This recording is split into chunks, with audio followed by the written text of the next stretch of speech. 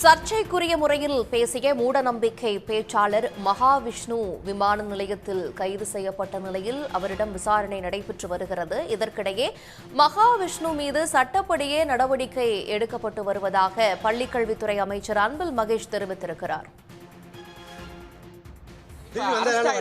இது மகாவிஷ்ணு. இப்ப நீங்க சொன்னீங்க இது மாதிரி என்னோட ஃபீல்ட்ல வரும்போது நான் யாரையும் விடமாட்டேன் அப்படின்ற மாதிரி நீங்க கருத்து சொன்னீங்க. இதன் அடிப்படையில இன்னைக்கு மத்தியானம் அரெஸ்ட் ஆயிருக்காரு. நீங்க எப்படி பாக்குறீங்க?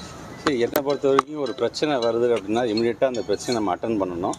அந்த பிரச்சனைக்கு என்ன தீர்வோ அதுக்கு என்ன ஆக்ஷன் எடுக்கணும் இமீடியட்டாக அந்த ஆக்ஷன் எடுத்துட்டேன்னா அடுத்தது நான் என் வேலையை அடுத்த வேலையை பார்க்க நான் போயிடுவேன் நான். ஆனால் இப்போ அது நம்முடைய காவல்துறை வசம் இருக்குது. காவல்துறை அதுக்கு நல்ல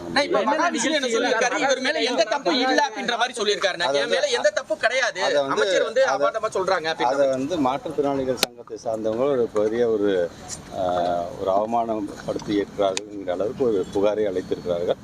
அது இனிமேட்டு போலீஸும் மாற்றுத்திறனாளிக்காரங்க யார் அதுக்கான கம்ப்ளைண்ட் கொடுத்துருக்காங்க அவங்க சேர்ந்து அவர் மேலே தப்பா இல்லையா அப்படிங்கிறது எந்த விதமான நடவடிக்கை சட்டம் தன் கடமையை செய்கிறது. தமிழ்நாட்டு முதலமைச்சர் ஏற்கனவே சொல்லியிருக்காங்க இதுக்குன்னு ஒரு கைட்லைன்ஸ் நம்ம வரையறுக்கணும். ஏன்னா இங்கே அங்கண்டுமா எப்பயாச்சும் இந்த மாதிரி நடந்தும்போது மிகப்பெரிய ஒரு இஷ்யூ ஆகிடும்பொழுது நம்மளை பொறுத்த வரைக்கும் இந்த சாதி மதம் பார்க்காத ஒரு ஸ்டேட்டாக ஒரு அமைதியான ஒரு ஸ்டேட்டாக நம்ம இருக்கும்பொழுது இந்த மாதிரியான ஒரு மூட நம்பிக்கையை தூண்டுகின்ற விதத்தில் சொல்கிறது எந்த விதத்திலும் நம்ம ஏற்றுக்கொள்ள முடியாது. நேற்று ஆசிரியர் கூட ரொம்ப அழகாக ஒரு அறிக்கை விட்டுருக்கிறாரு. நம்முடைய நம்முடைய கான்ஸ்டியூஷன்லேயே அது சொல்லியிருக்கு. 51 AH பிரிவிலே சொல்லியிருக்கின்றது. ஒரு அறிவு சார்ந்த சமுதாயத்தை நாம் உருவாக்க வேண்டியது நம்ம மிகப்பெரிய கடமை. ஒவ்வொரு குடிமகனும் அறிவு சார்ந்து சிந்திக்க வேண்டும் அப்படிங்கிறது நம்முடைய கான்ஸ்டியூஷனில் இருக்கிறது. ஆக அதை பின்பற்றி தான் இது போன்ற ஒரு இது வரக்கூடாது என்பதற்காக தமிழ்நாட்டு முதலமைச்சர் அமெரிக்காவில் பல்வேறு பணிகள் முதலீடுகள் ஈர்க்கின்ற பணியாக இருந்தாலும் இங்கே இந்த மாதிரி ஒரு சர்ச்சை வருகின்ற அடுத்த நிமிஷம் அவர்கிட்ட ஒரு அறிக்கை வருகின்றது.